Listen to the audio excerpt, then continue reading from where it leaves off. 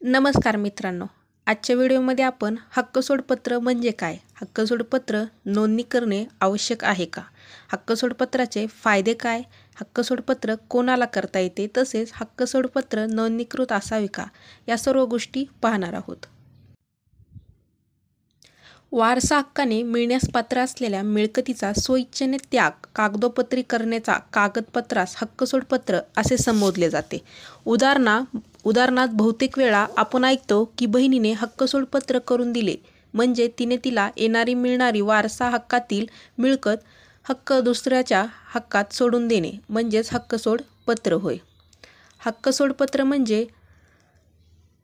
हक्कसोडपत्र हा एक कायदेशीर दस्तावेज आहे, लीगल डॉक्युमेंट आहे, ज्याद्वारे कायदेशीर वारस त्याच्या सहवारसाच्या नावे मालमत्तेचा हक्क देतो.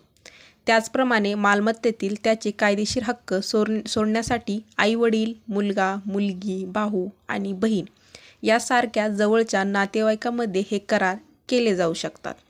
करार करण्यासाठी महत्त्वाच्या बाबी कोणत्या कोणत्या आहेत तर मालमत्ता वारसा हक्कानेच मिळालेली असावी किंवा मालमत्तेत त्याचा वाटा असावा. वारसा हक्काने मिळालेली संपत्ती सोडायची असल्यास हा करार करावा लागतो. इथे आपल्या सहमालकाच्या बाजूने हक्क सोडावा करावा लागतो. कोणत्याही बाहेरच्या व्यक्तीच्या नावे मालमत्ता करू शकत नाही. हक्कसोडपत्र नोंदणी करणे आवश्यक आहे का तर होय. नोंदणी कायदा रजिस्ट्रेशन ॲक्ट 1908 नुसार हक्कसोडपत्र नोंदणी करणे आवश्यक आहे. त्यासाठी तुम्हाला वकील नियुक्त करावा लागतो. सर्वप्रथम संपूर्ण स्टॅम्प पेपरवर ठरल्यानुसार मसुदा तयार करा. फॉर्मॅट तयार झाल्यानंतर ते तुमच्या जिल्ह्याच्या सब रजिस्ट्रारकडे नोंदणीसाठी सबमिट करा. मालमत्ता असलेल्या जिल्ह्याच्या निबंधकाशी संपर्क साधा आणि शुल्क भरून नोंदणी करा. नोंदणीसाठी तुम्हाला 2 साक्षीदाराची म्हणजेच विटनेसची आवश्यकता असेल. यासोबत ओळखपत्र, पासपोर्ट साईज फोटो, आधार कार्ड इत्यादी आवश्यक कागदपत्रे रजिस्ट्रारसोबत 2 साक्षीदारास स्वाक्षरी करावी लागेल. हक्कसोडपत्र कोणाला करता येते तर एकत्र कुटुंबाचा कोणत्याही स्त्री अथवा पुरुष सदस्य सहिस्सेदार हक्कसोडपत्र करू शकतो. म्हणजेच एकाच कुटुंबातील सदस्य तेच फक्त किंवा जमिनीत जे कोणी सहिस्सेदार किंवा वारस असेल तोच फक्त हक्कसोडपत्र करू शकतो.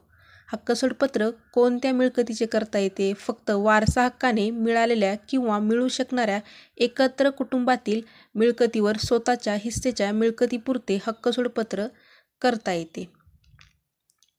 हक्कसोडपत्र नोंदणीकृत असावे का होय. हक्कसोडपत्र हे लेखी आणि नोंदणीकृत असणे अत्यावश्यक आहे.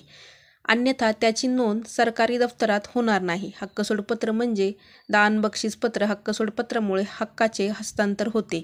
मालमत्ता हस्तांतर अधिनियम 1882 कलम 123 असेद्वारे हस्तांतर नोंदणी झालेल्या लेखाने करणे आवश्यक असते. नोंदणी अधिनियम 1908 कलम 17 अन्वये स्थावर मालमत्तेचे दान लेख याची नोंदणी करणे आवश्यक आहे.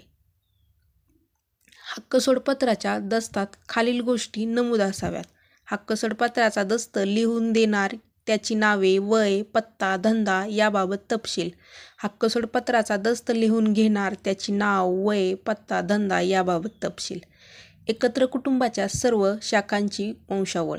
एकत्र कुटुंबाच्या मिळकतीचा हिस्सा निहाय विवरण.